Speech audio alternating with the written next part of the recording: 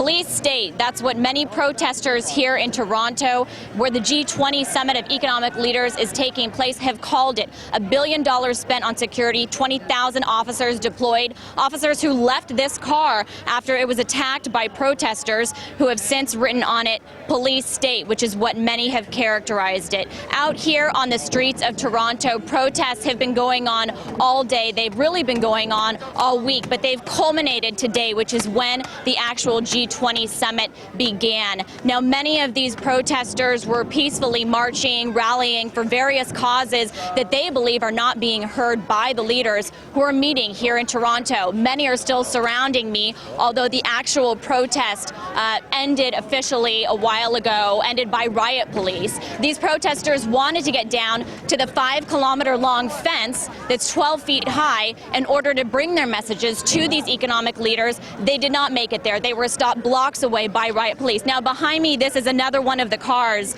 that protesters wearing all black, according to witnesses, attacked, and it was surrounded by riot police who eventually backed off and gave it up, and the car has been taken over by protesters. Some that were speaking to me said, hey, we paid for it. It's ours now. It's the least we can do it's the least we get after all of this taxpayer money has been spent on this summit that we didn't want here. And their voices, they feel, can't be heard because they aren't able to reach for the fence. Many were chanting, we paid for the fence, we want to see it. But they were stopped blocks away where we were by rows upon rows of riot police who geared up with their gas masks and their tear gas. Protesters at that point put on their bandanas. A smell of vinegar filled the air as they were protecting themselves in case anything did break out and tear gas was used against them. This really characterizes the feel of Toronto this week, with thousands of people being very angry about the G8 and the G20 summits being held here in Canada,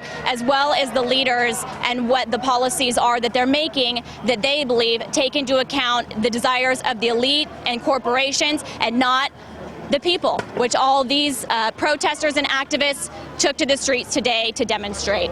We'll bring you the latest, but right here from the streets of Toronto, I'm Lauren Lister, RT.